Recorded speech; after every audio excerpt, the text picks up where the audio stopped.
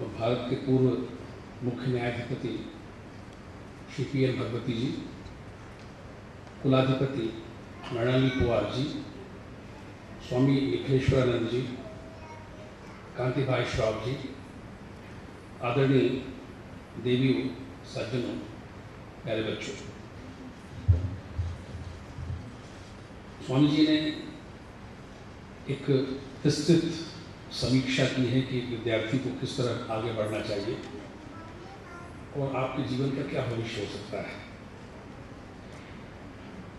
आज हम न्यायमूर्ति श्री पी.एन. भगवती जी को सुनने आए हैं मुख्यतः, और ये देखने आए हैं कि जब रामकृष्ण मिशन मठ मेमोरियल की तरफ से उनकी उपस्थिति में उनके हाथों आपको जो पुरस्कार और प्रोत्साहन मिलेगा, तो आपके चेहरे पर जो खुशी की चमक आएगी, जो चुनौती का इशारा होगा, भविष्य एक तरह का संकल्प लिए वहाँ मंडरा रहा होगा।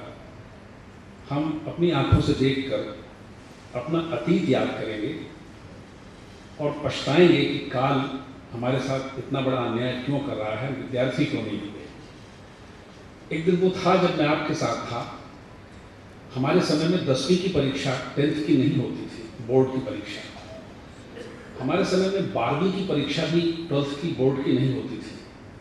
हम पुरानी तरह के पढ़े लोग हैं जिसमें 11वीं परीक्षा का बोर्ड होता था।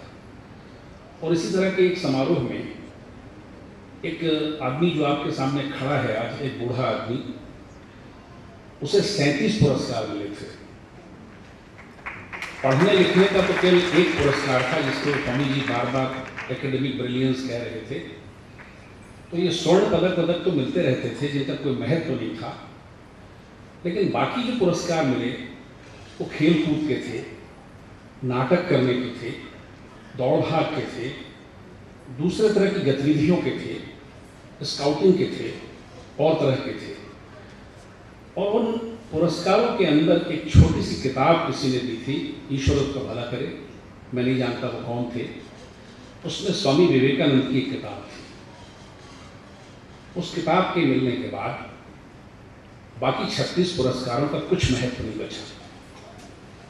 वो तो जो छोटे छोटे कप और शील्ड होते थे उसमें हमारे मित्र लोग चाय पी लिया करते थे, उनको रखने की जगह नहीं होती थी, छोटे छोटे घर थे। उस तरह के माँ बाप उस समय नहीं थे।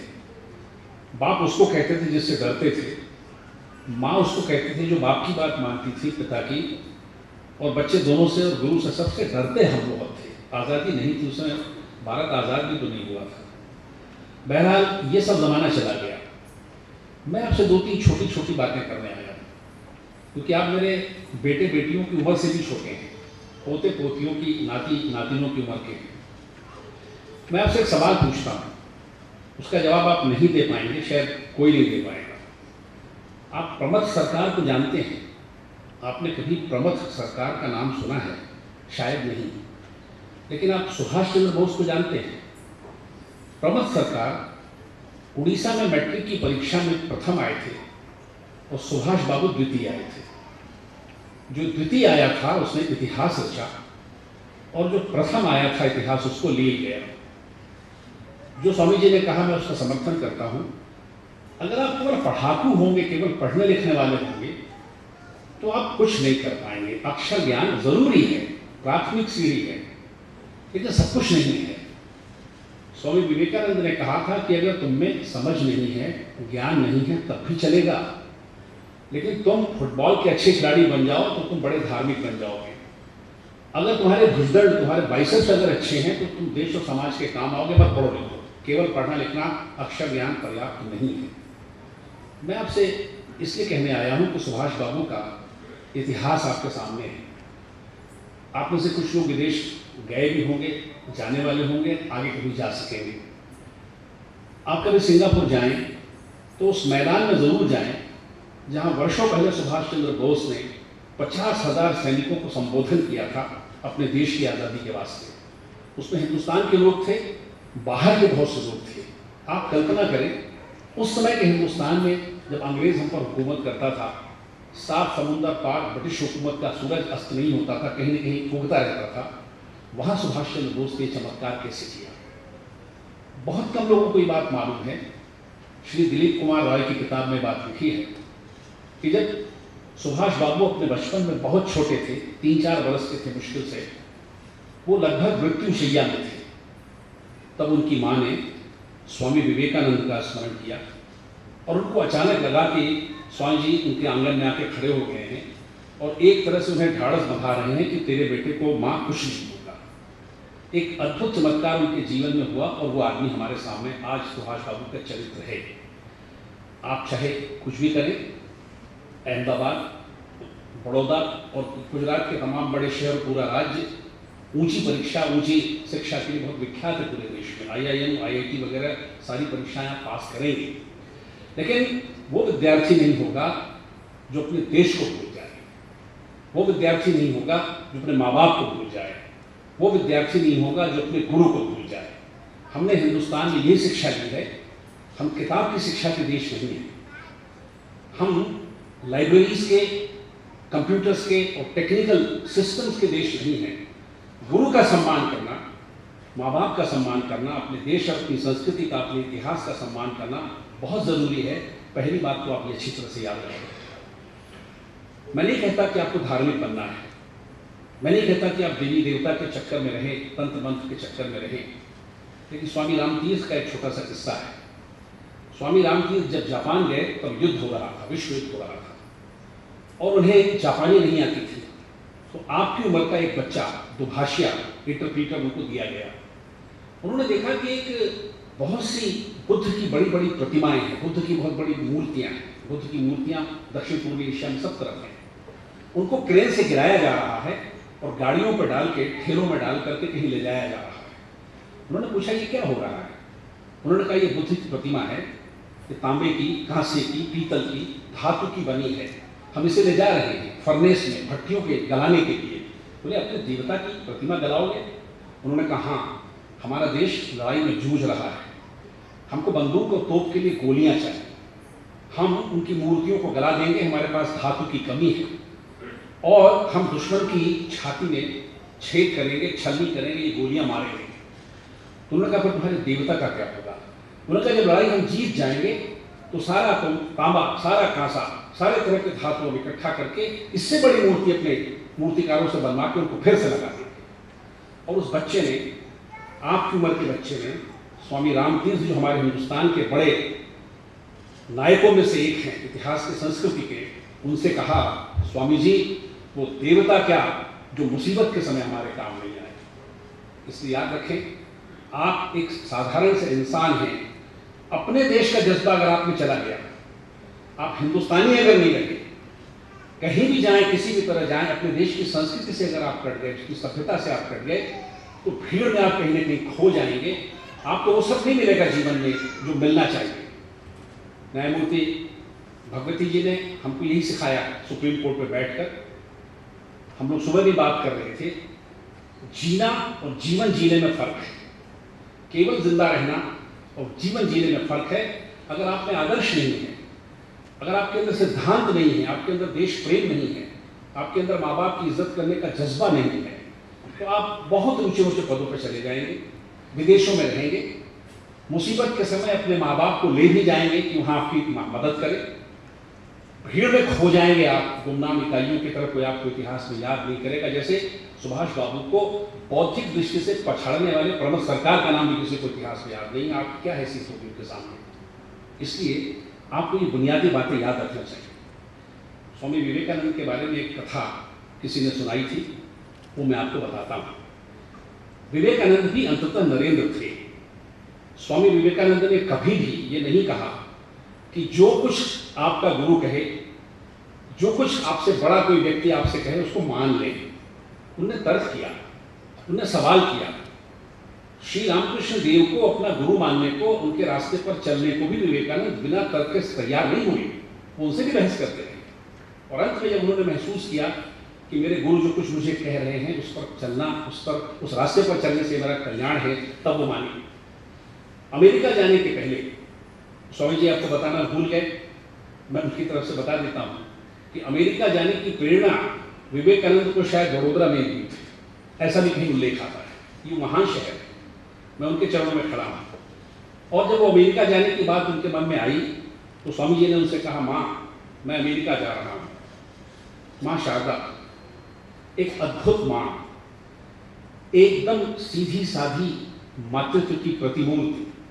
उनके चेहरे पर कोई विकार या कोई भावना नहीं आई। वो चौके में रसोई में काम कर रहे थे। उन्होंने कहा, नरेंद्र वो चाकू मुझे उठा करके। तो नरेंद्र को लगा, स्वामी विवेकानंद को लगा कि मैं इतनी बड़ी बात उनसे कह रहा हूँ, आशीर्वाद मांग रहा हूँ, शुभकामनाएं मांग रहा हूँ, सूचित कर रहा हूँ, माँ कुछ कहती नहीं। विवेकानंद ने चाकू पकड़ा के उनको दे दिया। जब चाकू दिया तो जो लकड़ी वाला मूठ होता है वो माँ की तरफ किया और लोहे वाला फल विवेकानंद ने अपने हाथ पकड़ा। और जब चाकू उनको दे दिया तो माँ ने सब्जी काटनी शुरू की और फिर कहा, नरेंद्र तुम क्या कह रहे थे? उन्होंने कहा, माँ मैं विदेश जा रहा हूँ, अमेरिका जाना चाहता हूँ। तो उन्होंने कहा, जाओ पुत्र, तुम्हारा कल्याण होगा। तुम्हें कम से कम इतना तो आता है कि माँ को चाकू किस तरह दी जाए। ये है हमारा आदर्श, ये है हमारी समझ, ये हमारी भारतीयता, ये हमारी मातृत्व शक्ति का चमत्कार। आप अपने माँ बाप से अगर अलग हट जाएंगे बच्चों, आप अपने देश से, अपने संस्कृति से, अपने वडोदरा से अलग हट जाएंगे, अपने दोस्तों से, अपनी संस्कृति से, पूरे समाज से, पूरे अतीत से, तो आपका कोई भविष्य नहीं बनेगा। ये मैं आपसे छोटी सी बात कहने आया था। छोटे छोटे बच्चों को उत्तेजक और महत्वपूर्ण और भारी भाषण ज़्यादा देकर समझाना नहीं चाहिए, इसलिए मैं हल्की सी बात और कहता हूँ। जब मैं आपकी तरह था, मुझे संस्कृत नहीं आती। आदरणीय भगवती जी तो संस्कृत के पंडित हैं, वो तो कुलाधिपति हैं संस्कृत विश्वविद्यालय के। स्वामी जी ने भी संस्कृत में जो कहा उसका मैं कुछ कुछ अर्थ समझा, ज़्यादा नहीं समझ पाया, लेकिन अंदाज से समझ गया। जिस तरह गुजराती समझ लेता हूँ अंदाज से बिना पढ़े, उस तरह संस्कृत भी समझ लेता हूँ। लेकिन एक श्लोक हमको रटाया गया था। जब हम स्कूल में आए तो हमारे संस्कृत के गुरु जी ने कहा कि विद्यार्थी तुम हो तो सुनो, विद्यार्थी किसे कहते हैं? उन्होंने कहा, काक चेष्टा, बको ध्यानम, श्वान निद्रा तथैव च, अल्पहारी, गृह त्यागी, विद्यार्थी पंचलक्षण। कौवे की तरह प्रयत्न करो। आपने कौवा देखा होगा, क्रो। अगर कोई चीज उसे ना मिले तो बार बार आता है, और जब तक वो हासिल नहीं करता छोड़ता नहीं। आपने बगुले को देखा होगा, मछली पकड़ने वाला बगुला, तो चुप से बैठा रहता है और जब उसका शिकार सामने आता तभी एकदम स्मार्ट हो जाता है। काक चेष्टा, बको ध्यान, श्वान निद्रा। कुत्ता बहुत गंभीर नींद में कभी नहीं सोता, वरना उसको चौकीदारी पे रखेगा कोई। और अल्पहारी, अगर आप कम खाएंगे, डॉक्टर बताते हैं, हालांकि मैं उनकी बात को नहीं मानता हूं, लेकिन अगर आप कम खाएंगे तो ज्यादा दिन जिएंगे। और घर का मोह अगर होगा कि सब कुछ मैं घर के बारे में सोचूं, समाज के बारे में न सोचूं, तो भी आप आगे नहीं बढ़ेंगे। तो हमारे एक मस्खरे दोस्त थे, ये मस्खरे दोस्त थे 50 बरस से और पहले की बात, इसलिए अब वो दोस्त इस दुनिया में नहीं रहे तो उनकी याद करके मैं आपको बताता हूँ। तो उन्होंने कहा, गुरु जी, उन्होंने कहा श्लोक का अर्थ लिखो। तो उन्होंने लिखा कि साहब, काक चेष्टा, उन्होंने कहा कौवे की तरह प्रयत्न करो, किसी की भी बात में हर जगह चोंच मारो, समझ में आए चाहे नहीं आए। फिर उन्होंने कहा कि साहब, बको ध्यानम का अर्थ, संस्कृत के अच्छे विद्यार्थी नहीं थे, वो क्लास में नहीं आए होंगे। उन्होंने कहा बको ध्यानम, तो उन्होंने कहा ध्यान ध्यान बको, ध्यान करने की जरूरत नहीं है। फिर कहा श्वान निद्रा, उन्होंने कहा श्वान निद्रा का मतलब ये दिन भर सो रात भर जागो, क्योंकि कुत्ता दिन में सोता है, रात को जागता है। फिर कहा अल्पाहारी, तो उन्होंने कहा केवल नाश्ता करो, अल्पाहार करो, भोजन मत करो। और गृह त्यागी, बोले अगर माँ बाप कुछ कहें तो घर छोड़ के भाग जाओ। ये पूरे श्लोक का अर्थ था। ये मैकडोनल्ड, ये केंचुकी, ये अजीनोमोटो सॉल्ट, ये एकदम निखालिस चाइनीज खाना, कॉन्टिनेंटल खाना कभी कभार ठीक है, शरीर को थोड़ा सा जहर चाहिए, इसके लिए ठीक है, तो बहुत ज़्यादा ठीक नहीं है। जो हमारे हिंदुस्तानी भोजन है, और गुजरात तो खासतौर से अमीर है इलाके में, कपड़े पहनने के सलीके के मामले में, सफाई रखने के मामले में, इन सबको भूल कर बच्चों तो भीड़ में नहीं खोना। अपने देश को, अपनी संस्कृति को, अपने माँ बाप को याद रखते हुए ईश्वर तुम्हें इतनी तरक्की दे कि तुम दुनिया में उस तरह का नाम रोशन करो जिस तरह गुजरात के एक सपूत आपके मुख्य अतिथि के रूप में आज यहाँ बैठे हैं, और पूरी दुनिया में जिस तरह भगवती का जिस तरह नाम है। और आखिरी बात, मैं उस जगह खड़ा हूँ, एक आदमी के कीड़े ने विवेकानंद के साथ मेरे दिमाग को काटा है। उन दो लोगों के कीड़े दिमाग को अगर काट लेते हैं तो दुनिया में